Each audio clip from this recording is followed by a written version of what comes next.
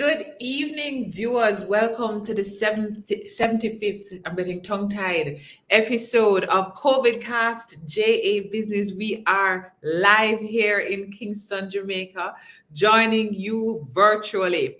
Today, our topic is jobs for your job. CovidCastJA is a production of the Private Sector Organization of Jamaica, PSOJ, brought to you through the sponsorship and partnership of the National Commercial Bank Group and the JMMB Group. We look forward to you joining us not just this week, but every Thursday at 7:30 p.m. right here. Now, if you're wondering, you're saying, episode 75. So I wonder where the rest of these episodes are. Where are the other 74 episodes? Well, you can find all our episodes on smallbusinessportal.com. What's that? Smallbusinessportal.com. And the great thing is not only do we provide the visuals through our CovidCastJA episode, but you're also able to access memos. So can you imagine we're at episode 75, so we have all these memos. We have over 70 memos about all topics associated with business.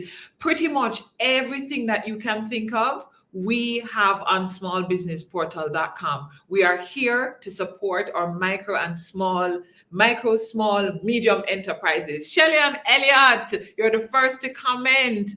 I know Shelly and Elliot. I wonder if it's my same Shelly and Elliot. Welcome, welcome, welcome. Now, we are CovidCastJA, and we started our production in March of 2020. So we are over 1 year in, and as you can see, we're at episode 75.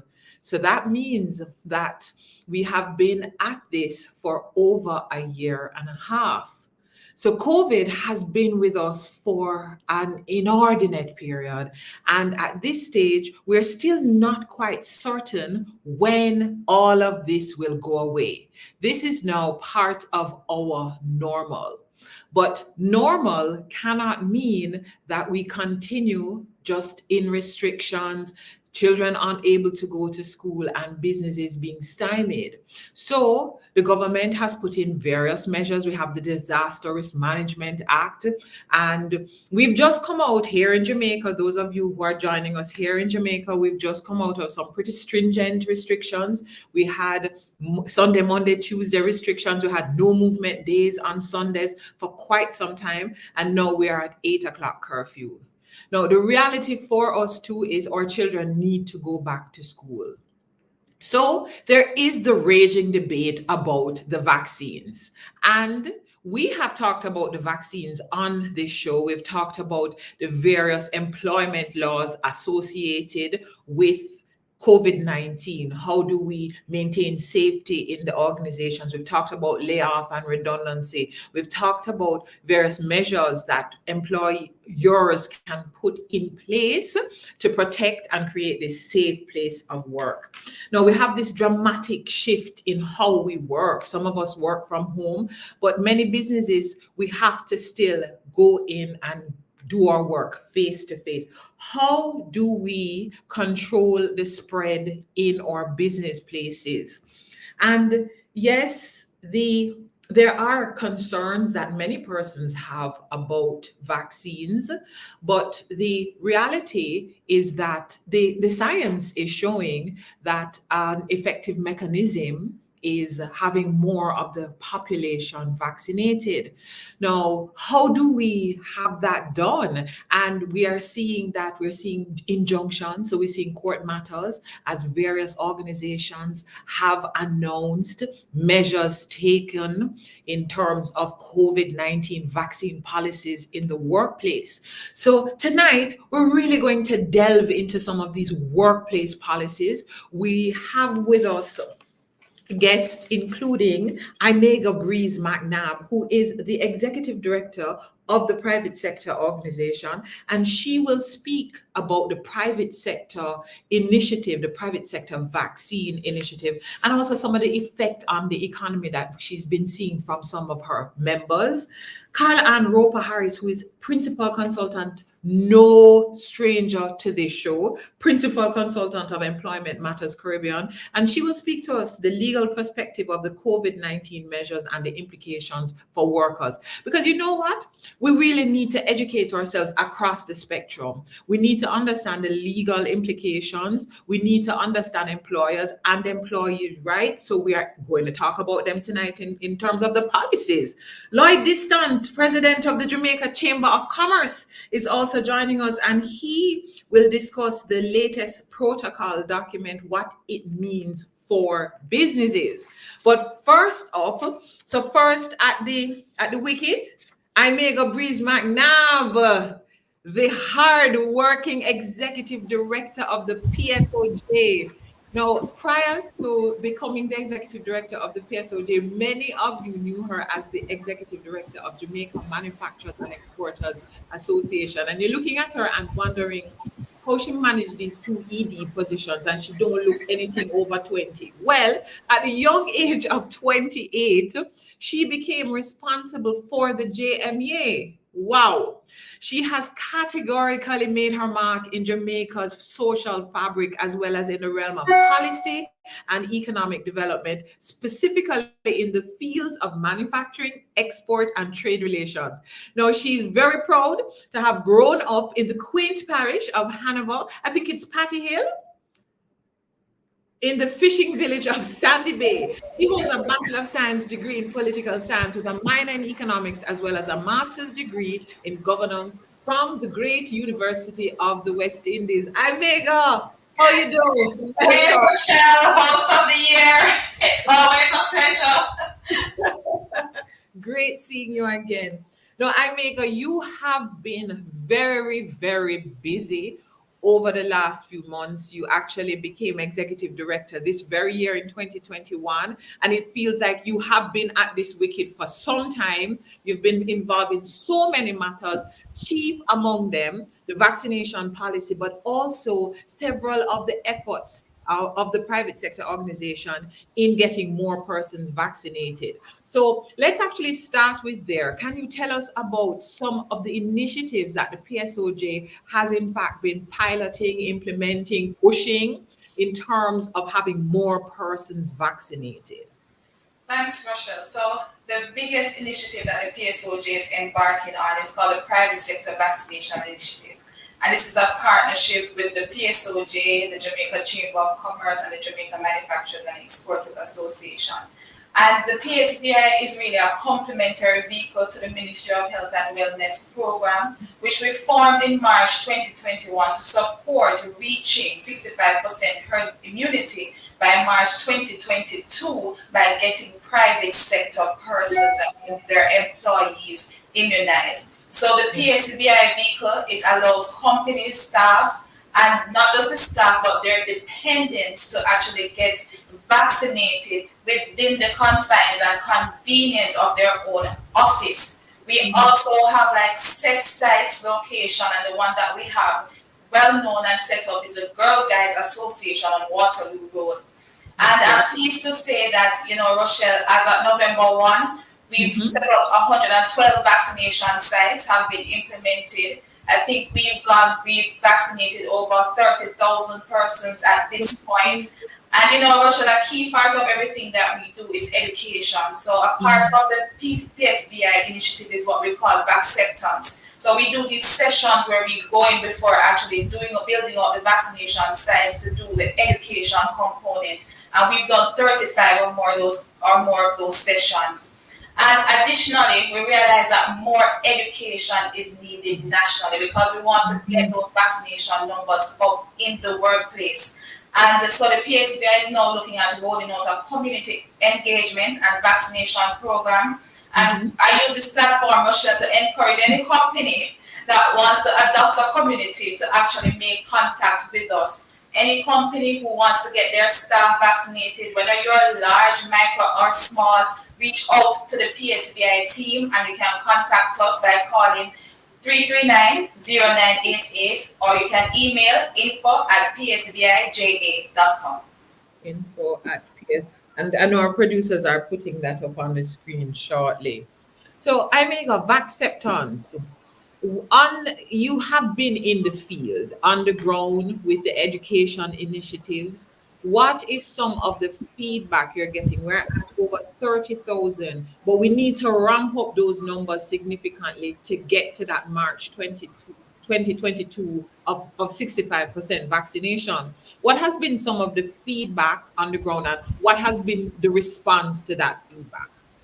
So basically, Rochelle, we know that there's hesitancy. This hesitancy comes from fear in some instances, just not having enough information around the vaccine itself, the effects that it might have. So a lot of it is about conversation and breaking down and providing the answers to people. It's about this one-on-one engagement.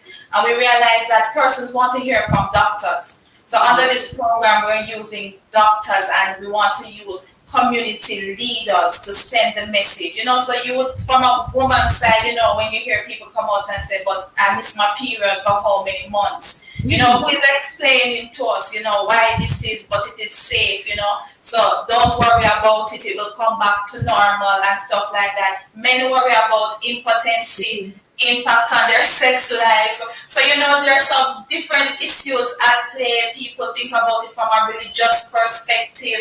So it's not just a one solution, Rochelle, and a one type of messaging. I mean, depending on the age group that you're talking to as well, you get different feedback, you get different type of questions. But one of the other things to Rochelle is accessibility.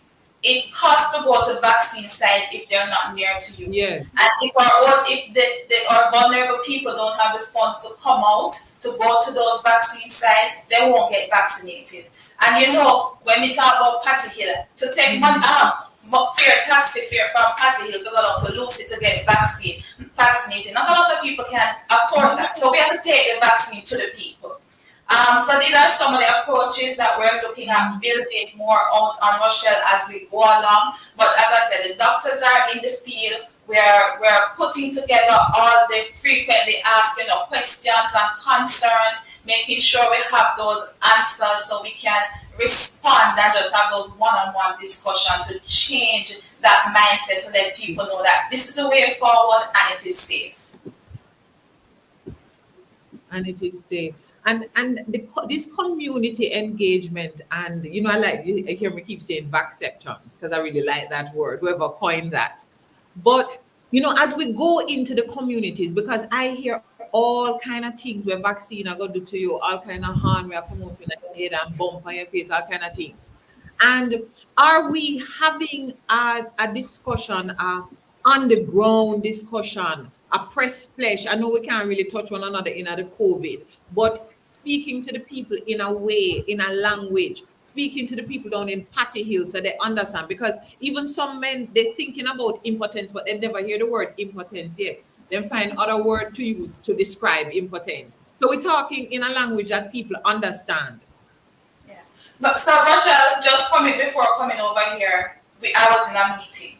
Because we're bringing civil society together, we're bringing the churches together, we're bringing the doctors together from under the Medical Association of Jamaica, and we're having the conversation as to how we go out aggressively into the communities and talk to the people one-on-one and answer those questions or concerns that they may have. So that is in progress as we speak in Rochelle, and you will see and hear more about that as it is rolled out. But as I said, it needs support. So if there's any company who wants to sponsor or adopt a community, please reach out to us. Yeah.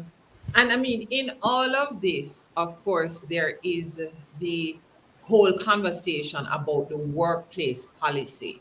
And there's been so many discussions over the last several months about whether government should mandate, can government mandate, can companies mandate. And coming from these discussions, we've had the various associations coming together. The PSOJ, Jamaica Employers Federation, Jamaica Chamber of Commerce, JMEA, coming together and have crafted a private sector vaccination policy for workplaces. tell us a little about that. And before we even go there, because some people saying, I'm money no want make, we no want make money, we no business with we. Why is this important that we have this policy, these policies in place? But even more important, why do we even need so many people vaccinated? How is it going to help us as a nation? Boy, Rochelle, I think everybody would have bought into the message that I would like to go back to pre-2020 and be able to live a normal life, leave my house after 8 o'clock, all those things I would love to do. So from that perspective, I want to get vaccinated because I can't deal with lockdown and those things, and I don't want any more of that. But from a company perspective, getting vaccinated most definitely is a positive way forward because it reduces the impact of people getting sick. And if you're not sick, you can come to work every day and you can be productive, have high levels of output. So for the workplace, productivity matters. It will allow for more events to happen, make party keep, so that, we drive up at the demand for goods and services, not from just large company, but the small purveyors. When you go dance for Shell and the dance finish, the jerk man out there, you go buy a jerk chicken and those sort of things. So this is what we want to get back to. And it will allow us to rid ourselves of this 8 o'clock curfew and any future lockdown so that we can all get back to normal and all our sectors can function, whether it's tourism, manufacturing, BPO, entertainment. All of us want to get back to full operations. And I mean, we have been seeing more news of the policies in larger companies, but the reality is all size companies are affected by the restrictions, all size companies. And in fact, micro and small businesses and medium-sized businesses feel the effect even more sometimes than the large businesses, the restaurants, the cook shop, as you said, the jerk chicken man on the road. So in terms of the measures, because you always have a way of putting it so people can just understand. Because, like, say, some people would have seen the document, and Carla is going to come and get into some of the legalese. But from your perspective, what are some of the highlights of the policy that just simple things that businesses can remember of what they should be doing? All right, so first let me just start by thanking Carla and Conrad George, who really developed the protocols for us, Rochelle. The important point to note that it's a guide, and it's a guide to assist any size company if you want to implement any measures to contain the spread of COVID. Why? Because you want to protect your workers, you want to protect your customers, and you want to protect the members of the public. As you said, it's not a one-size-fits-all approach for every company. Companies can utilize different set of measures or mix of measures. So, we all use the mask wearing, the social distancing, the sanitizing. Some of us remote work. I work from home every day. And being vaccinated is a part of that mix, Rochelle. And a key part of the document is that you have to carry out the risk assessment. Is the business that I am in, if my employer is not vaccinated, what is the risk to my company? So, for example, tourism. If I have to be engaging with tourists every day, that's a high risk. Probably if you're in a bank and have customers coming in there every day, that is high risk. The retail store there, when I want to go shopping and go try on clothes and all of them things there, I'm interfacing. It is high risk. So how do you deal with that? So another big point is discussions, Rochelle, and consultations. Those are a vital part of the process. But basically, there are around 5 steps. And it's a very easy guide. Any company can use it. But the first thing is to identify the risk of the infection, right? After that, you determine which policy you want to design and put in that will best provide the level of protection from transmission amongst your staff or people coming to interface with your staff. Then when you put in this policy, you're going to have more than likely receive people who refuse to comply with the policy because of whatever reason. So you now have to assess the risk. So you have to now sit down with these individuals and you start a formal consultation. If you're unionized, then you sit down with the union. But if it's just individuals, you sit down and you talk to the individual and you go through the process. Your reasoning, why is it that you won't take the vaccine? Some people will probably tell you it's medical or it's religious convictions because you have those exemptions. Then you provide the information and the advice. Suppose you come back to one of those points we made, I'm young and I don't have a baby yet, and I want to have a baby. Is it going to affect me? So you go through those conversation, the information, and the advice and stuff like that. And the next thing you do know is after you have those consultations, that you look at any reasonable alternatives. And what I mean by that is, can this person work from home then? Do they have to come into work? So maybe, all right, you don't have to take the vaccine, but you can work from home. So you go through and say, what else can be done? Can this person work in an office by themselves? That by themselves, that sort of thing. But then you also have to plan, if there are any possible changes to come. But the key thing about going through this process, you need to record it in writing. So when you're talking to the staff and you're going through and they're telling you why and why not and all the different reasons, and you go through it and you look at the alternatives, and if at the end of it, Rochelle, that this consultation is unsuccessful, then the employer can say, hey, you still remain at risk, so I'm going to have to legally move to dismiss you. But we're really promoting this as a last resort. We're still pushing for education and the consultation and trying to convert people to realize that it is safe. Yes. So in terms of the use of the policy as a guideline, what kind of feedback are you getting from your members in the use of this policy and these guidelines? Well, we did a survey recently, and we find that quite a few companies are actually in the stage of putting in workplace policies now, COVID-19 workplace policies now. We do have a number that have already done so. Some of them you might have heard in the public, but our members are very appreciative of this guideline, because the fact is, Rochelle, these guidelines were done based on the legal duties of employers and employees based on our current legal principles and laws. So they're pretty firm and strong that if you follow it, you should be good. Yes. Right? That's what they say. So the protocol clearly sets out, the suggested procedures to identify the risk, the suggested modes of consultation with the employees where the employer wishes to implement the measures to contain COVID, and the circumstances in which it may be justifiable for me to dismiss an employee.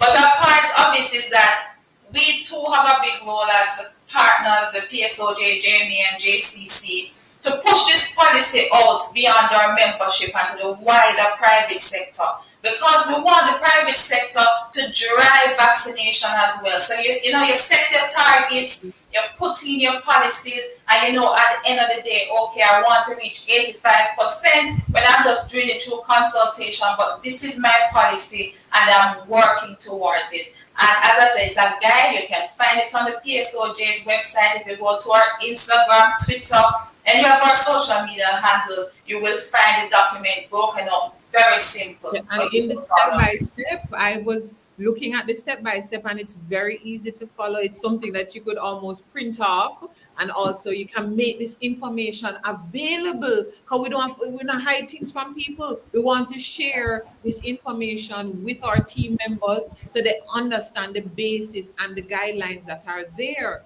I see Max North asking about the second dose. I know she sounds like a doctor of medicine too, but Amiga, in terms of the second dose, if you don't know, if you can't give an answer, where can Max North get the information of how soon after the first dose you can get the second dose? Where do people get that kind of information? Well, I know if you contact the PSP, I know there are resources out there from the Ministry of Health and Wellness that would say that much. I really don't remember when I did mine. I think it was 8 weeks. I don't remember. I think it was somewhere around your 8 weeks that I did, and I took the AstraZeneca. So I figured the timeline for Pfizer. But then, you have the one shot Johnson and Johnson. So you can go one move if you feel like as well. There's that option. Just do a one shot. Yeah. A lot of people. So I was having discussions with some persons recently, and them said to me, say, Rachel, would I take the vaccine, but it not in my area, and I don't know where to find a testing facility. So that's another thing people say, they don't know where they must go to find the testing facilities. If your organization is not doing, say, a vaccination day, where do you easily just go to find information? If it come in your spirit now, say, I need to take the vaccine, where do you easily go, and how do you get the information of where to take the vaccine? Well, from a private sector standpoint, I point you back to calling PSBI team at 339-0988, or you email info@psbija.com. Outside of that, I know that all the public sites, I always see them popping up in my social media where they are based on their parish and their town. And I know that I've been hearing radio ads and TV ads. So I know that the information is out there, but the mere fact that Russia, with people still asking this question, it means that we still have a better role that in terms of what we need to do with education and dissemination of the information. Yes. And sometimes we have to go in the community engagement, we have to get into the nooks and crannies, because where businesses are concerned, we know in the rural areas, you have all manner of sizes of businesses in the rural areas. When we're doing the community engagement, how do we envision doing that? We're going around to the businesses, we're having town halls with the people, how we get that information out? All right, so for the community engagement, we're looking to work with companies, and we will go in with the medical team, as I said, because people want to hear from doctors. We'll use the church. So the church is a part of the conversation, because they have willingness said, we are willing to give our locations for use for vaccination purposes if we do want to have that. Another thing we've been working at the PSOJ as well, Rochelle, is getting doctors to be a part of it. So in every community you probably have a doctor that is there who the people trust, and you do everything. Well, we're working also that a part of that everything is that you can go to your doctor and get vaccinated. Yes. And again, it is really understanding our culture and the different cultural permutations in different areas of our community. And as we're discussing this, from where you sit, you say, yes, we want to get the economy to open back up. We want these restrictions moved. If we are unable to encourage people to increase these vaccination numbers, what is the potential effect on businesses? I remember it's businesses we work with, we pay on the 25th or the 30th or every 2 weeks or every week. What is the potential effect on businesses and their ability to continue creating jobs and having people keep their jobs if we don't get these numbers up? It will be devastating. We saw it at the beginning of 2020 when we just had to shut down. We saw it with the lockdowns. Entertainment is still not open. Tourism numbers are coming back up, but it's not full to where we would want it to be. As you mentioned, the MSMEs, they are suffering. The quick service restaurants, if you have to lock down 8 o'clock every night, when Sundays weren't opening, think about how much people go eat ice cream on a Sunday, and you couldn't go out and eat ice cream, so they imagine them on house, ice cream man with the ice cream thing on the back of him card, fudgy. Exactly.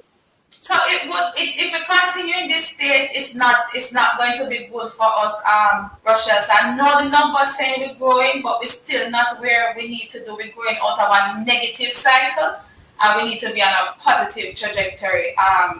So it's gonna be challenging. We really need to get the vaccination levels up, and that's why the PSOJ is working so hard on all these different initiatives that we just spoke about, Rochelle. And just in terms of looking forward, COVID is going to be with us for a while. If you're looking at what is happening internationally, you see where some of the numbers are going up in some of the developed countries. So it's here to stay. We're talking about living with COVID and how do we live with it. And the best way to do so is ensuring that we're immune and vaccinated. You know, and one of the other things that we're pushing for is testing, because people should be able to know their status, you know, Yes. and they easily know their status at an affordable cost. I mean, when you're in England, you get free tests. You know, Canada, these countries, tests don't cost so much like them cost in Jamaica. So that's another thing where we need to have affordable and accessible COVID-19 testing regime in Jamaica. It's one of those areas we have to work on. But coming back to the point in terms of the impact on industry, you know, vaccination is important, and we can't afford another spike, Rochelle, because the outlook will not be good. But if we're able to reach those vaccination numbers, and Rochelle, the other thing to know is not 65 anymore, you know. That's not the threshold anymore, though, because with these new mutations and all of those things, most countries are aiming for 80 to 90% in terms of their numbers. So you see how far behind we are in comparison to everybody else. But I'm hoping that with all the work that we're doing as a private sector, that we can reach and increase these numbers, and then we can return to some semblance of normalcy, and the entire economy and our schools, Rochelle, can reopen. Because I can tell you, PSOJ staff is like what, 99% women, and it is very challenging to take care of the kids, school the kids, and do everything while working day to day. Exactly. Yeah. So, well, I think you have taken us through the journey of the vaccination policy, the why for the businesses, the why for us as a people, and that choice that we need to make that is bigger than an individual choice. This is a national choice that we're making for our children, for our businesses, for our brother and sister them, for our mother and father. This is a choice that we're making for our church community. Because we want to pull up at the church then. So thank you so much. And ladies and gentlemen, this lady, Imega Breeze McNabb, Executive Director of the PSOJ. Thank you so much, Imega.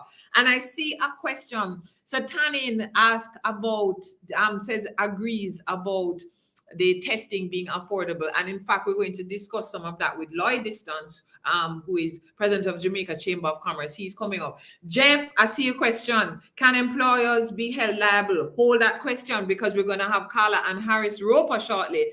Aisha, should employers consider compensation for individuals who are dismissed after working? We're going to be talking about that. So I've noted these two questions and we'll put them to our guests to follow. Because right now, we have Carla and Harris Roper, who is a veteran on this program. She is one of our key resources. You know, Carla knows how to break down the law into bite-sized pieces. So when she finishes, we all feel like we're telling everybody think them a lawyer.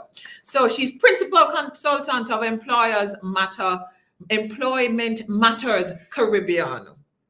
She is an attorney at law, admitted to practice in Jamaica in October 1997, long time. So she holds a bachelor's degree in law from the University of the West Indies, her certificate of legal education from Norman Manley Law School, and a Master of Laws in Employment Law from the University of East Anglia in the UK. She's also a recipient of the Alcan Jamaica undergraduate and postgraduate scholarships, and is also a Chevening Scholar. She is currently a PhD. Mrs. Harris Roper is the co-author of the groundbreaking and highly regarded book that I'm looking up on my bookshelf and looking straight at right now, Commonwealth, Caribbean Employment and Labor Law. She's a proud member of the Jamaica Bar Association, and since I know her a long time, I can tell you it is very proud to see Carla Ann Harris Roper as not only the author of Commonwealth, Caribbean Employment and Labor Law, and she co-authors with Natalie Cortese, but that this is one of the key resource books that is used. It's a textbook now for employment law. So, you know, we have an expert with us. And Tanin, I'm seeing your other questions. Please send in the questions because you know when sometimes we can get little free legal advice. Carla, how you do? Boy, I tell you, it's a long night. Guess where I'm coming from? And The not and next the jam bar. Can employers legally terminate unvaxxed employees? And that was this afternoon with the lawyers. So we're right on that cusp of having those kinds of discussions, and it is topical. It's it's a bit of a challenge all around. When we were looking at it, we said we started playing Peter Tosh's Equal Rights and Justice, and what is equal rights and justice for an employer is not necessarily the same thought for an employee. And so, I'm really pumped to have a chat with you tonight. And yes. hopefully, we can see how best we can keep the communication open so that, our fellow Jamaicans will have more information with which to make better decisions. Yes. And there is the COVID-19 measures in the workplace, and it's a protocol advisory for businesses. And it brings together the Jamaica Employers Federation, Jamaica Chamber of Commerce, PSOJ, the Jamaica Manufacturers Association. And one of the Importantly, Jamaica Confederation of Trade Unions. Jamaica Confederation, say I have been only one contact because one of them dropped out, so I could not even read properly. Federation of Trade Unions, which is, and in fact, my first question was along that line, that the policy was created in a holistic fashion, looking at the Jamaican law. So it considers employers, employees, trade unions and associations of employers, the persons who are now defending and looking out for the rights of employees. Mhm. So this wasn't something that you just sat down in a corner with Conrad George. This is consultation. This is review of the law. And just can you describe to us some of the legal considerations in crafting this policy? Well, I think one of the words that we utilized, Rochelle, was protocols, because we recognize that at this time there is no mandated, for want of a better word, legal structure that exists. And so you have many people with the best will in the world wanting to do what is best for their employees, and faced with a very real issue of how they are going to do that while keeping their businesses afloat. It's Mm-hmm. a very, very real issue. And so many employers simply wanted to have some guide to know what to do. I was backstage listening to Amiga, and she also did a very good job in sharing that information tonight. And so some of the things that we looked at was, what is the duty of an employer? What Mm-hmm. does the law says the employer have to do in terms of looking after the health and welfare and safety of their employees? One of the things I don't remember when earlier this year Mm-hmm. that we spoke, and we did have vaccines, COVID-19 vaccines. What's next? That was the guideline that we had at that point. And the issue really was, what is the employer to do? So the employer has a duty in law Mm-hmm. to ensure that they provide a safe place of work, a safe system of working, competent fellow staff, and what there are both. There's another one that's escaping me right now, but those four main principles underpins a duty that the employer owes to the employee. And so, having accepted that that is the case, that's the legal basis, the next thing is, how does the employer go about creating that safe place of work, safe system of working, making sure that we have competent fellow workers, and how it is that he does that or she does that or they do that. And so in the context of a COVID-19 pandemic, Mhm. they then look to see um, how the virus operates and how they can mitigate the circumstances of persons being exposed to it. So So of the course, employers have that duty to consider how they can mitigate the risk to their employees. because if they don't, that exposes them to liability. Okay. That's a fact.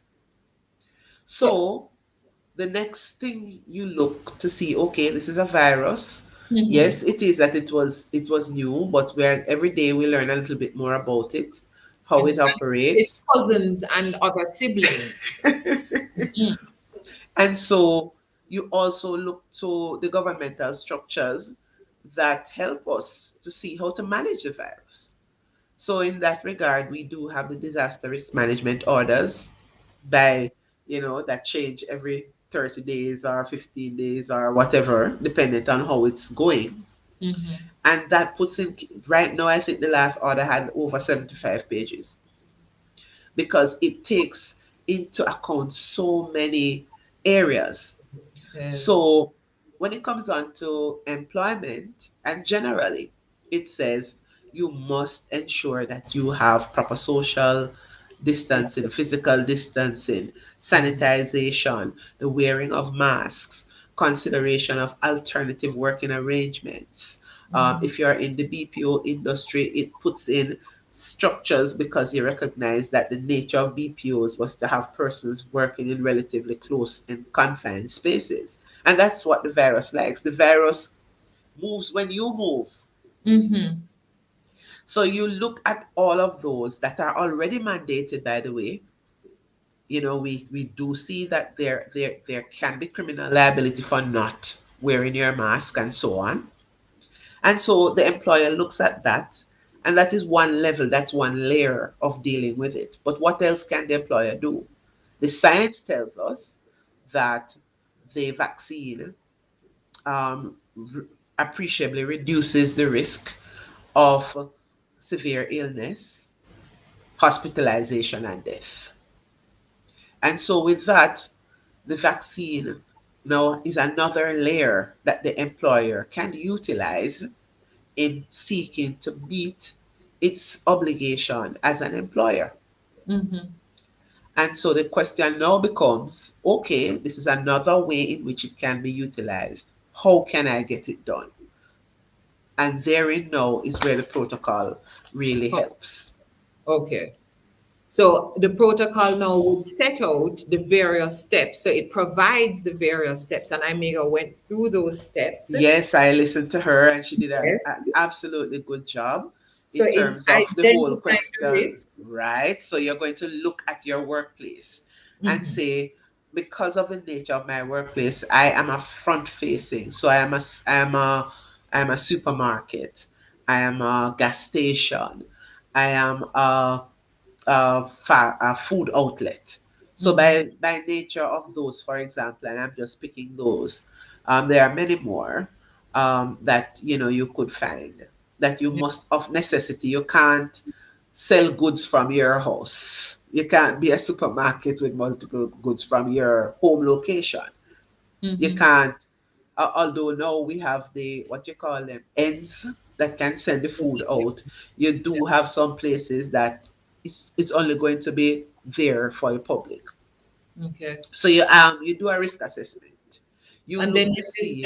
you design a policy because as we're saying that, I saw a question early. Jeff Waddington asked, and this is going back because you mentioned the employers, the duty that the employer has. So the employer has a duty under the law to provide a safe place of work. So, having identified the done the risk assessment, can employers be held liable if they haven't implemented a vaccination policy and customers get sick or die, or their employees should contract the COVID and die? Well, one of the issues is really going to be a bit of a challenge. We haven't gotten there yet, but it's something we need to appreciate that they're going to need. there's going to be a need to be able to, on a balance of probabilities, as the lawyers say, um, to say that the person who is making that claim can show that they in fact contracted the virus at that location. And as we know, the virus is so silent. You could have contracted it from home from your husband who went to work someplace else. You could have done it in the supermarket. You could have gotten it when you went to buy gas. Yes. Mm-hmm. So unless you can able to track this thing with a certain degree, to make the nexus between where you caught it and the employer or your workplace, it can prove a little difficult. Not impossible, but difficult and challenging. And Okay. so if you get to that point, what's the employer's remedy is to ensure that they put as much structures in place as could be possible Mm-hmm. to reduce that risk. Okay. So if vaccine okay, I see Aisha. Aisha says, shouldn't employers consider compensation for individuals who are dismissed after working for many years because of unvaccination? So let me That's make a sure I ask very that. good Is question, it? And I because know the you're doing truth of some the matter discussion. is, um, you know, there are going to be issues, especially with some persons. You may have a viable, say, medical exemption, for example. Let's say, you have had a history of blood clots in your family, and you recognize that earlier on. I'm not so sure if it's still that way, but it really was said that especially the Johnson and Johnson persons taking it had a higher risk of the blood clots. So in those circumstances, your medical practitioner may say, based on your inherent medical history, it may not be in your best interest to take a vaccine at this time. In that circumstance, if the employer cannot find an alternative, they can't work from home, they can take a different job where their exposure is much less, that they don't have to interact with so many people and so on, then when you get to that point, having done all of those steps and there's no other way to go, that is when I believe it's in everyone's interest that you seek to have what we call a mutual separation agreement. So that could contemplate monetary payment, taking into account your years of service. It's not a redundancy, Ah, because the role would still be it's there, eh? yes. Um, but if an employer is able to facilitate something like that, they would be encouraged to do so. I would highly encourage it. In fact, I was on another forum, Mm-hmm. and I'm not sure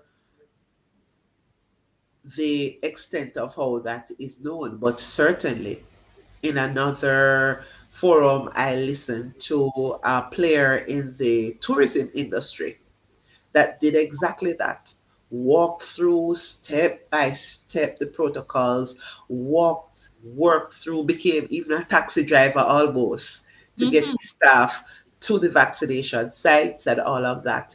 And he came to having 5 workers who still were not on the vaccination trail, and worked through a mutual separation with an ex gratia payment to them, to mutually separate on that basis. Okay. So And it would be highly recommended if you can find an alternative. And persons need to appreciate that if you come to that stage, they should be reasonable. They can't be expecting that the employer going to give them what they don't have, because it's that it's a it's a challenging circumstance. And circumstance, the yes. employer should also be encouraged to also appreciate and recognize what is happening, and also to be reasonable. Yes.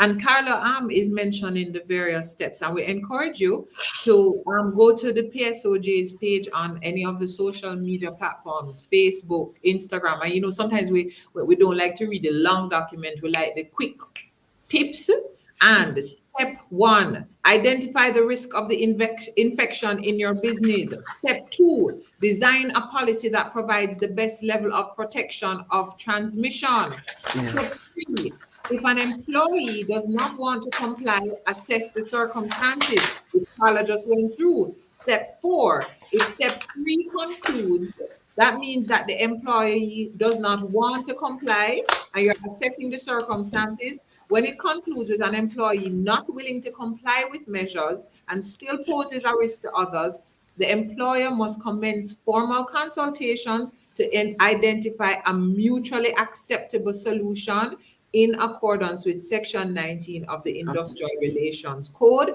And step 5, if full discussion consultations as above are unsuccessful in resolving the issue to the mutual satisfaction, the employer may legally move to dismiss the employee and provided certain conditions. So I'm going to just stop at step 5 for a minute. Yes. So we had the discussions about a mutual separation and compensation, and we still haven't been able to come to an agreement on that separation. Now, all of these discussions and consultations, the employer may legally move to dismiss under what Indeed. kind of under certain conditions? What conditions? Well, all of those that we had been discussing before, you know, because really what we're looking at is the possibility that an employee may then seek to go to the Ministry of Labor and lodge a complaint that they have been unjustifiably dismissed. Yes. And so that's where what Amiga said is important. Document, document, everything document. So what we are really seeking to show, if the matter really does go to the IDT, that the employer did all that was necessary or possible in the circumstances surrounding his business and specifically this employee, and that there was no other alternative when they got to that stage. Okay. And Carla, the questions are coming in. Diana, I think Diana is showing some concern because you sound a little stuffy. So we hope that you get well soon. Carla is a very hardworking lady. So Carla, please don't let the work be taking No, care of let me turn the AC off in here. this Maybe that's part of it. I've been in here since what, minutes to morning. five? As No, you from minutes to five. So we yeah. went into that forum and then now this one.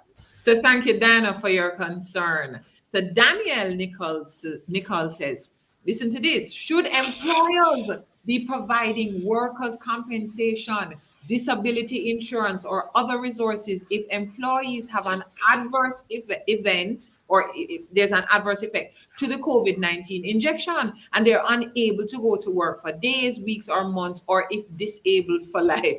Who should stand the liability since the vaccine companies do not hold themselves liable?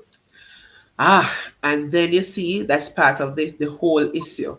At the end of the day, the decision to vaccinate or not is still going to be that of the individual. No matter how encouraging the employer is, at the end of the day, the decision must still remain with the employee. Hmm. That's always been an issue for some of our friends who are not um, so convinced about the vaccine. I actually spoke to somebody today, and that was his question, trying to address vaccination policy. And Rochelle, when I saw the policy, it looked like they were being guided by a particular document. It came step by step by step by step. Yes? And I Mhm. said, okay, now look at that. It looked very familiar. But when you get to that stage, you must take advice from medical practitioners. Yes, yes. You have to. And so there's nothing that is, let's use the word foolproof. There's always going to be a risk. The same thing could have happened if you took a Panadol. Exactly. Or just stepped out of the building or stepped into the building. Anything can happen. So, Yeah. you weigh the risk. That's why you go to your Once- medical practitioner to say, Exactly. based on my history, can this work for me? Hmm. And then you take a decision, really. And So I haven't answered the question directly, but the truth is, at this point, there's no one. You wouldn't even get insurance for this. yeah, because in fact, that's what I was going to go on to say, that I don't think, because I know we had someone speaking to us about insurance on a previous episode, and in fact, there's really no insurance that's covering that's specific for the pandemic. No, it's something that is being discussed, but there's no insurance no that is specific for the pandemic. And Omar Oliphant asked a very thought-provoking question. How will the employment contract vary in terms and conditions going forward, especially for small and medium-sized businesses? I can actually see that it may vary considerably. And there's always been a difficulty, Rochelle, in terms of what is the position for someone who is entering employment vis-a-vis somebody who is already in Yeah. employment. So when you're entering into employment, the employer can say, listen, this is a condition. Mm-hmm. So if you don't want my job, if you don't want my condition in terms of taking the vaccine, then this job is not for you. So a choice can be made at that place. But for persons who were already in employment, already have a contract, that this was never contemplated, never had a policy to which was incorporated into the contract for that purpose. If you are unable to get a consensus or agreement with your employee who is already in employment, that's where we are having persons now seeking to put in these policies and to get them involved. So yes, I can see, and it's not just for small and medium-sized companies; it's everywhere. Mm-hmm. So, There's Carlo, as even more small businesses and persons are watching and they're saying to themselves, but I say I'm certain, I see some large companies before the court, um with all yes. with injunction. So let me just answer back and nobody do nothing until me see what happening with them. For Yeah. those businesses, I mean, what would you say? Are you supposed to wait to put in a policy, waiting to see what happens in the court? Because there is a guidance document that sets out how you implement the policy. What would you say to those small businesses? Well, the first thing I want the small business to appreciate is that right now there's no black letter law that covers this. Let's start there. There may be various permutations or different um, principles in law, but there's nothing that is so clear in a box to say this is what we should do in terms of um, the COVID-19 situation. So since that is not the case, we're basically, by say this protocol that has been shared and is being shared widely, has sought to give the employer the benefit of guidance as is the principles that currently exist, Yes. right? This is not the law. It is very clear. It said that it's a protocol guidepost.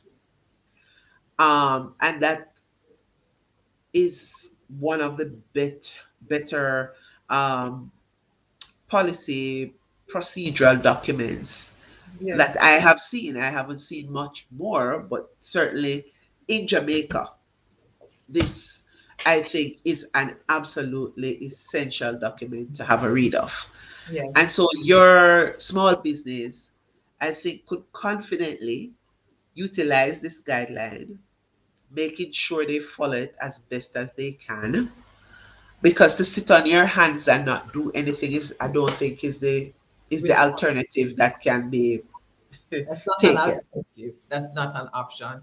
And just so we are speaking with Carla Ann Harris Roper, Principal Consultant of Employers Employment Matters Caribbean. Get it right, Rochelle. And the document we're talking about, the COVID-19 measures in the workplace, a protocol advisory for businesses. It is Yes. recommended that it is reviewed not just by our business persons, but also if you are someone in employment. So you are the employee.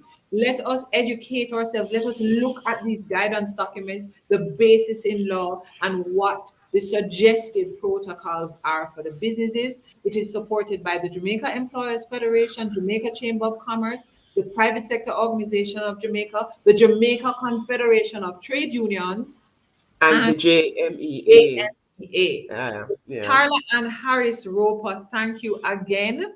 The legal basis is clearly set out in easy to understand language. So no Yes. highfalutin language, in language Yes. that we can all understand. And the document is available on social media, on the PSOJ website, and a step-by-step breakdown of the document is also available. Thank you And very just want to at this point just to call out Conrad George, who really was, very, very instrumental in helping the team, because it's a national effort. That's one of the things we have to appreciate. It's not I, but us, Yes. in terms of seeing as patriotic Jamaicans, what Mm, we all can do to get our country on the road and keep us on the road to, let's call it, recovery. Because make no mistake about it, we really got a hit in terms of how to manage, the stuff that we would have relied on in our economy, or tourism and so on, our products or exports, or all of that. And so it's a hand in hand with all of these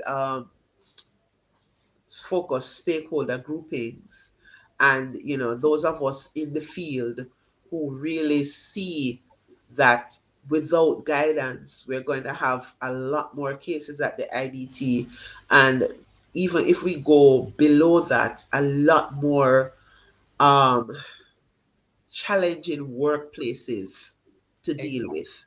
And when Yeah. you have those kinds of things, it spills over into society and so many other places. So we go into the root. Those of us who are in this field, we see that if we can get the parties on the ground to appreciate what is happening and to walk through a process where there's fairness and understanding, that we can put the country on a road to continued recovery. So Conrad and the rest of the team, we really appreciate that, myself and himself and the rest of all of us who worked on it. Thank you very much. And thank you for your hard work, and Carla and Harris Roper. And thank you very much, Conrad George, and the organizations associated with putting these measures together. And now we're going to hear from a gentleman whose face I know is very familiar to so many, the president of the Jamaica Chamber of Commerce, Mr. Lloyd Distant. He has been the president since 2018, no, Lloyd. He has been actively involved, however, in the chamber. And let me just say it in Jamaican terms, from Wapikil Follow. So from 2004, and he held chairmanship of several committees. He was first elected to its board of directors in 2018. And Lloyd is currently executive chairman for Casa de Jamaica, and Reggae Vibes Limited, which houses several retail concessionaires at both the Norman Manley International Airport and the Sangster International Airport. And he is a very, very accomplished business leader with strong finance and technology background, and let's also now say a strong background in pulling various parties together for us to come to consensus. I know you've worked very assiduously on the crime plan, the crime policy plan, And now you're also integral in the efforts with the vaccination drive and this important vaccination set of vaccination protocols. So I'm going to start actually with a question from one of our viewers. A question commentary. Karen, I see that. Karen says, whilst people may be able to work from home, we are social creatures, and are persons going to remain home forever and ever? Is it that they want to go, if they want to go to the supermarket or any other place where they need to interface with the public? So these are the concerns for us who are already vaccinated and being placed at risk by the unvaccinated. So Lloyd, you have heard all the different comments, the different feedback. You've been involved in so many discussions. Now, this vigorous debate, the unvaccinated and the vaccinated. At the end of the day, the various organizations came together to say we have to put something in place because we have to be moving forward.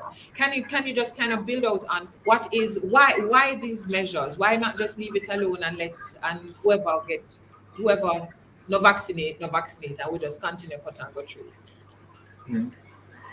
Well, first, let me start by saying, thank you, Rochelle, PSOJ, CovidCast, for the opportunity to share and engage, and good evening, everyone.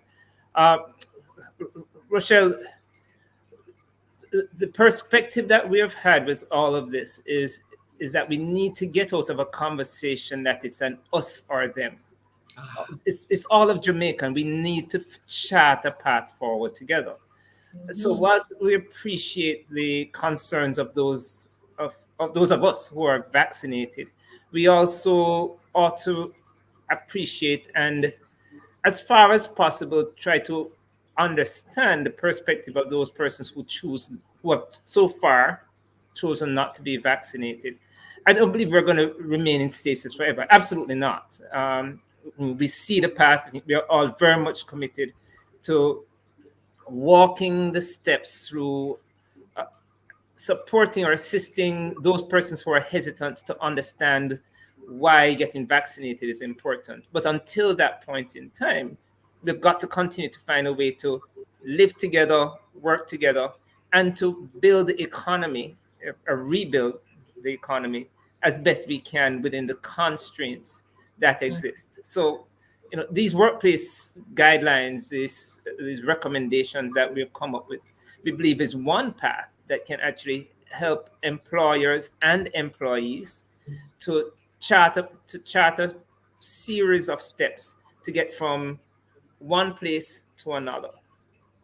Now, notwithstanding that, we would need to continue to engage amongst ourselves to have the conversations, have the engagements that are necessary to steer more persons along where we believe we ought to be, which is for more persons to be vaccinated. That is really the cherry that we're seeking, and we'll continue those conversations. Okay. So what has been the feedback of your members? And before that, we are assuming that everybody knows what they knows about the Jamaica Chamber of Commerce. Can you just tell us a little bit about the Jamaica Chamber of Commerce and your mandate? Okay. So the Jamaica Chamber of Commerce, I'll try to do it very, very quickly. You don't want to put me on that platform because I'll speak for like an hour about the chamber. It is actually the oldest institution of this kind within this hemisphere, over 240 years old. And our primary remit is about creating an environment that fosters and facilitates business success. So we're a business support organization, very much focused on ensuring the success of businesses. Let me say that's our primary remit. Everything else on the side, if we can make everybody successful, remove income taxes for all businesses, those kinds of things. So that's the background for the chamber. Yes, and the chamber also supports various sizes of business. Yeah. So our we run the full gamut. We have the micro entrepreneurs, sole proprietors as members, all the way to the large multinational as members. And if you name an industry sector, we have members in those sectors. So again, the breadth as well as the length we have members. And again, from the perspective of Jamaica, whilst we are Jamaica Chamber and we are primarily based, and many of our members are based in Kingston, we do have members across the island, and all the parish chambers, let me say parish chambers, all the chambers across the island are also members of the chamber. We utilize an all-island chamber of commerce to ensure that when we're speaking from a platform of chambers for Jamaica, then we're covering the length and breadth of Jamaica from a geographic perspective. Okay, so in terms of, as the Jamaica Chamber of Commerce, we are talking about representing almost the full gamut of industries, but also a wide plethora of different size and type businesses who are also now affected by COVID-19. And Lloyd, on the news and when we read, because we're reading all kind of things too. So I think at the very least, COVID is making us read because everybody has information on something. So in terms of the implication on the business and the operations of the economy, we see where the US has said in a couple of days, you will be required to be fully vaccinated to enter the United States. What are the implications on Jamaica with this low vaccination rate? So the implications, I think, as we appreciate, many of us travel to North America. We travel internationally for commerce, right? I mean, many of our business partners, in fact, the majority of our business partners are actually outside of our region. And what we have found, certainly, when we speak with the parish chambers, when we look amongst our members, is that our primary trading partners continue to be North America. So the vaccine requirements that exist for all across North America as a starting point, United States and Canada, will affect the ability for us to engage with our partners outside of our country. No, there are some small business persons who say, well, I don't need to travel because I can do virtually everything online. And fair enough, in some businesses and some industries, that's the case. Certainly, what many of us have found is it's the engagements you have being solely by using technology versus the ability to see someone face to face, not electronically, but to break bread with somebody in an environment that you're across the table from each other. There's a tactile engagement that exists in that instance that you don't necessarily get from online. So, we appreciate that might be the case for some. We have heard from many other persons who have been hesitant that, I didn't plan to do it, but now I have to do it. Some persons won't. Again, they'll continue to be hesitant. But I believe over time, we will continue to see that transition from persons who are hesitant to saying, what, I do need to travel. This piece of business is too important as an opportunity. I'm going to get myself vaccinated. Okay. And, I think last year the word was pivot, and pivot was still in early this year. Now the word is hesitancy. And Imega introduced me to a word, acceptance. So we're hoping to get to acceptance. But Lloyd, but Rochelle, I just hasten to say though, that pivoting hasn't disappeared, right? So it's not that any of these things disappear. It's just that they all are part of our reality. Yeah, exactly. It's not even. It's just we don't even talk about breathing. Anyway, we breathe. We have to pivot. Yeah, and no, we have these conversations about hesitancy, and there is this document, the COVID-19 measures in the workplace. And sometimes some people would have a bit of skepticism because they say a group of people sit down, you come up with this, and then the document is put out and that's it. Why is this document important, and what is to happen with this document now? It is a live document. It's available online. Why this document? What happens now? So our pulling this document together started. So the conversations would have started a long time ago, but I would say probably more ardently in August, September, as this discourse began about you know, vaccine mandates. So the conversation would have started there. Again, where we ended up was not about mandates. It's Yes. about protocols and about establishing requirements within your business, policies within your business that have some requirements around them. Uh, what we recognized at the time is that there is a lot of spurious information that was out there and significant debate about what was the right approach. So, Ministry of Labor would say something, Jambar would say something. I know Carla is probably smiling about this now. Uh, but we sat down as business support organizations because our members were coming to us and saying, how do we get through the noise? What is the best approach for us to protect our businesses? And I keep coming to the point that people start talking about protecting their businesses, and in virtually every instance, they also say protecting my employees and protecting my customers. So those naysayers out there who say, "Oh, you do it because you want to make money," we're not going to say no. I mean, at the end of the day, we are in business. We are there to generate profits and ensure sustainability of an entity for the shareholders. But if that entity doesn't survive, then people are going to lose jobs. Yes. But that's one perspective. But again, I say in virtually every instance, the conversation about protecting employees and protecting customers come up.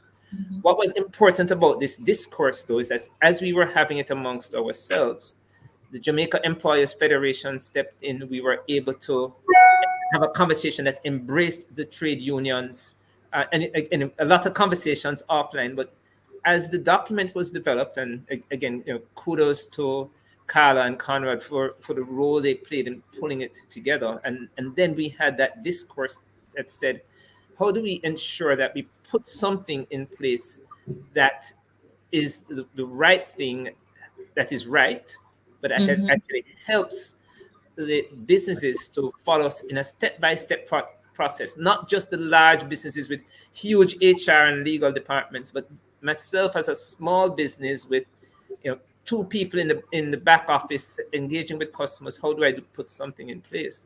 And we believe that we were pretty successful in identifying a process that makes it easy, that both ourselves as representatives of capital, so that's the business owners, but also the representatives of the staff and team members, the unions, we're all able to come together and say, you know what, this works. This gets us to a process that we believe protects the rights of the individual, but also protects or ensures reduction of risk for the businesses as well.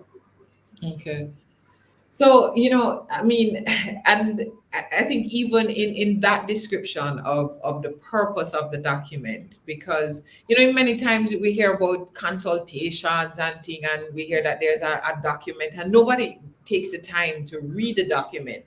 But this document goes as far as to break down steps and then break those steps down into easily digestible one sentence so that you can know what you're supposed to be doing at each stage. Why was that important to that level of communication, and with that level of communication where everything is broken down, what do you expect of businesses? How should they be using this document? I then can read it and say this sounds good, but just want them put it down. Just putting a document together is never enough. Right? So the fact is, I can write and say anything, put anything in writing, and John Mafood, Keith Duncan, Lloyd Diston, David, we can all get up on a podium and say this is what people ought to do. There is a reality that exists. We've all heard it, maybe not said in formal fora like these, but we're not necessarily a public that likes to read.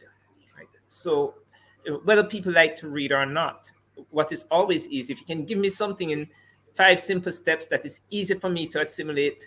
I'm too busy as a business person juggling 10 balls. So if you give me something that's 126 pages long, you're really not going to get anywhere with it.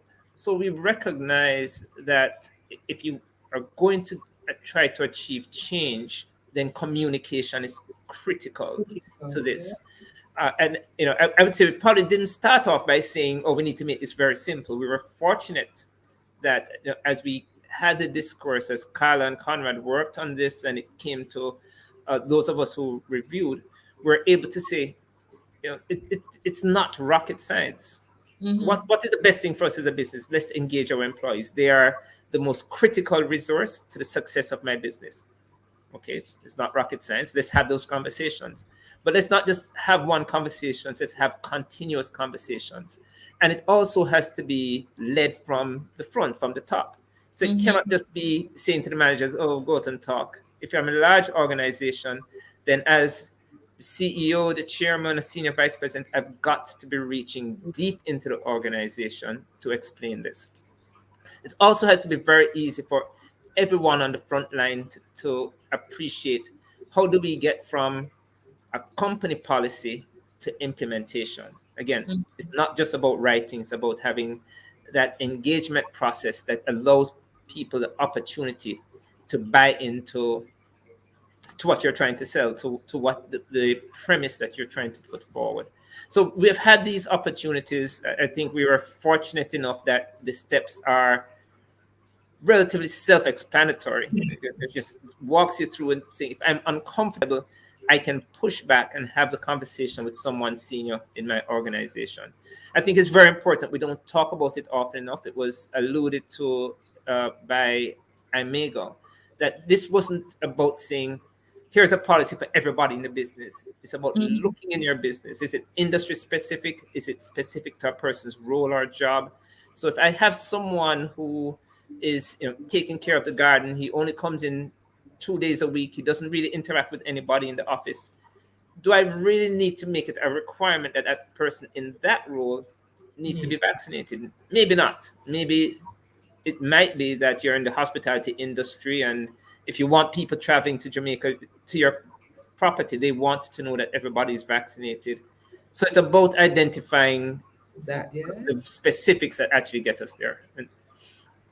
So in terms of how your members and I mean you're having the discussions with business people of all different sizes. There is, I talked to Carla and about it earlier, there's a kind of wait and see, because make we wait and see what happens in those court matters before we identify any risk for our business and we proceed. From where you sit as a business person, what would your advice be when that is the position that's being taken? Make we watch and see what. In all the conversations I've had, those court cases are invariably about very specific points. And those points are actually treated within a particular way in our guidance. So when I've heard that discourse from persons, I've been able to point them back to the documents and say, if you follow these steps, you're not likely to end up in court as these other instances. So if you want to actually push the envelope, then you may hesitate on pushing the envelope in those areas that are in the court. But outside of that, if you follow the recommendations in the guidance document, you're not likely to find yourself in front of the courts. Yes. And as you say that, having read through the document a couple of times, and I did in fact start with the simple steps, and I love to read, but I said, let me get the cliff notes first. And having gone through the document sets out what are the various considerations you need to bear in mind as an employer, as an employee, based on the law, in simple language. And based pretty much on what the document is saying, I don't think you actually have a duty, as Carla Ann pointed out, you have a duty to provide a safe place of work. So you actually start out breaching that if you don't do anything. So you have a duty to do something. You have to do something. I should have pointed to that when you actually asked the question earlier, that Carla really touched on it. The document starts about your responsibility as a business, right? So this is about, a huge part of it is about risk mitigation. You spend all the time you're in business to take risk and try to achieve successes. but the exposure that you have when you have a very clear responsibility to provide a safe working environment. Some of that is supported by the existing laws, right? So we're not saying that this document is not about vaccination in isolation. It's about establishing protocols to ensure a safe environment in your business. Wearing a mask, that's in law, that's part of the RMA, but that's also a requirement that you can put in place as a policy for your business. You would expect that to be a natural step. So you walk through, sanitization, you walk through social distancing, you walk through wearing masks, you walk through the role of vaccination within your business place. Everything that you're in each instance, you're speaking about protecting your employees and protecting your customers and ensuring you have a safe work environment. That is Yes. ultimately what you're seeking to achieve, what you What should be about, seeking to achieve. what about testing? And Winston Rowe, I see a comment. We're coming to your comment. I can't read all of it because some of the wording we can't say, but I see a comment. Lloyd, what about testing though? Because people are saying that, yeah, testing is expensive. Why is it so expensive? What are the JCC's views on the cost of testing and availability? So we believe that I don't want to jump as far as saying just free it up, but we certainly believe that the ability to have more people able to test and people to test more frequently. So the frequency of testing as well as the ability to have a larger volume of testing is critically important.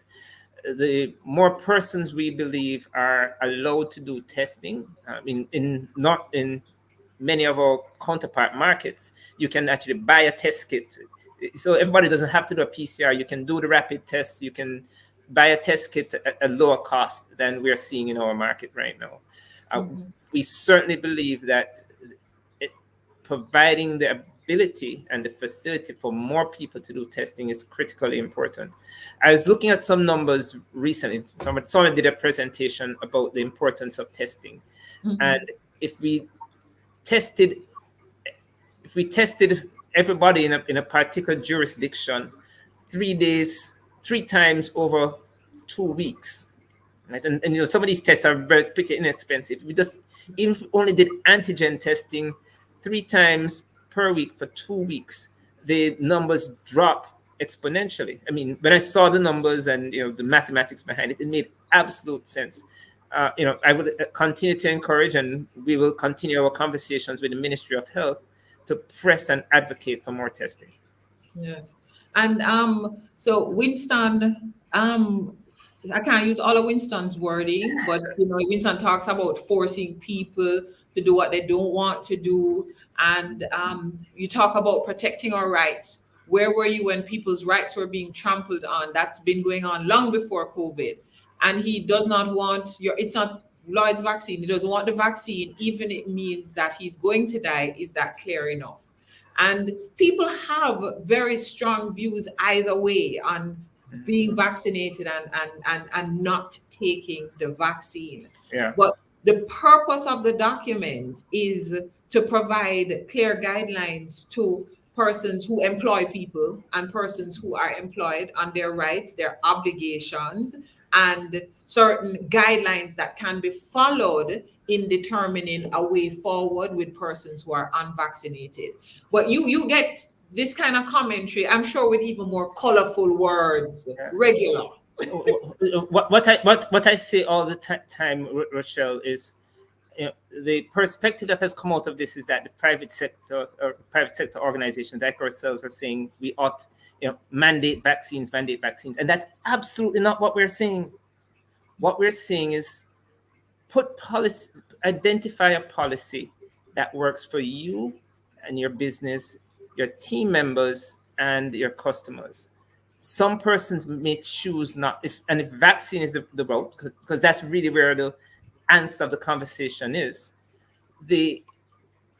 When we look at the conversation around vaccination, what we're seeing is have that conversation. Some people will not want to be vaccinated, and you ought to respect that. Once I respect that, then let me identify a solution that works for me and for that individual. It does not have to be separation. It could be orienting into a different role. It could be orienting to a particular part of the business that I can put you in a role where you may not need to be vaccinated, but you can still perform your job. But that starts from a conversation. It starts from a discourse. So I haven't seen the question specifically, but my response in every instance to, why are you forcing this down our throats? And I keep saying we're not forcing anything down anyone's throat. It's about having a discussion that identifies a solution that treats with the business requirements for the business, but at the same time protects and recognizes respects and recognizes the individual employee as well.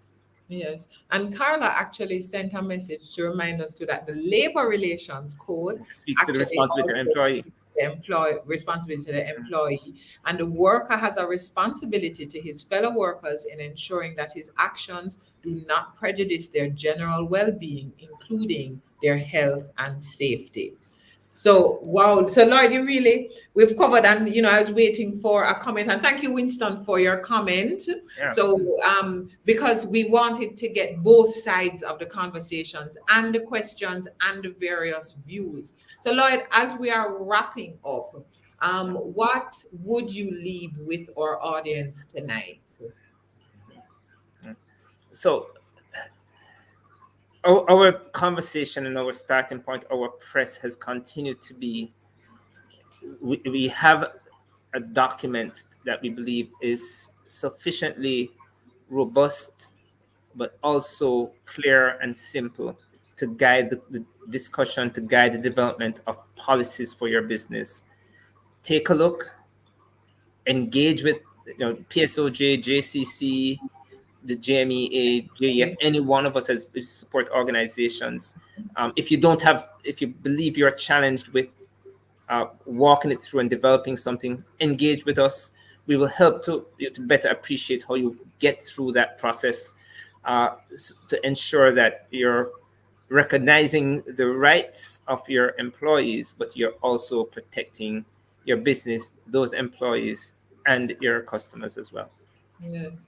Thank you very much for that, Lloyd, because just even following up on Carla's comments, and I see Carla sending, Carla also makes the comment that management has a duty to furnish, equip, and otherwise provide factories, workshops, offices, and other places where work is to be performed with such facilities as meet the reasonable requirements of safety, health, and welfare regulations, and to adopt suitable measures for the workers' protection and the prevention of the spread of epidemic or infectious diseases. This is paragraph 12 of the Labor Relations Code, which draws us right back to where you started, that this is not just about COVID. We are dealing with the COVID pandemic, but this is a policy that, in looking generally at health and safety of your employees, that we should have been thinking more seriously about. It's illuminated during COVID, and it's actually was contemplated even in the Labor Relations Code, because it actually uses the prevention of the spread of epidemic or infectious diseases. Yeah. So Lloyd Diston, president of the Jamaica Chamber of Commerce. Lloyd, I have been saying where the document can be found, and you say it's easy to read. You remind us where can we find it? Because it's not a secret document, No. The document can be found on the PSOJ's website. It can be found on the Jamaica Chamber of Commerce's website. Don't believe that the JCTU has it there, but I do know that they have shared it with their members.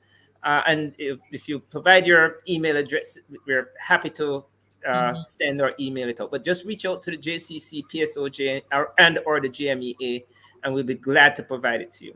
Yes, and the document was also sent out as our weekly memo, so to make sure that our viewers would have it. It's on smallbusinessportal.com. For those of you, sometimes we just like to scroll through Instagram quickly, or on Facebook. It is also broken down into step by step. And remember, This is a bigger picture about protecting the health and safety of your employees, of your customers. This is about your business viability. So it's not just about the numbers, because it will affect the numbers if we don't put certain things in place. Lloyd Distant, thank you very much. So we've heard from Lloyd Distant, President of the Jamaica Chamber of Commerce. We've heard from the legal perspective from Carla and Harris Roper, Principal Consultant of Employment Matters Caribbean. And in the document, all of the legal provisions are set out, the step-by-step. Imega Breeze McNabb, Executive Director, the Private Sector Organization of Jamaica, also broke down those steps in easy language. Everything is available. It's available on social media. It's available on the websites. As Imega pointed out, and I have the number right here. I'm writing down the number, you know, come here for right. 876-339-0998. If you have any questions, you can call. You can email at info@psvi.com. Please. Don't just sit back and say, let's watch and see what happens. We have our responsibility. The law actually sets out responsibilities of employers and employees. Let us ensure that as we're educating ourselves, we educate ourselves fully, wholesomely on all different aspects, and we are making the decisions for our business. This is a policy. The guidelines are set out. You don't even have to make them up. The guidelines are set out, the step-by-step of what you should be doing with your business to develop the policy, the consultation. This is also a great opportunity to ensure that you're engaging with your team members, that you're having conversations and consultation with your team members.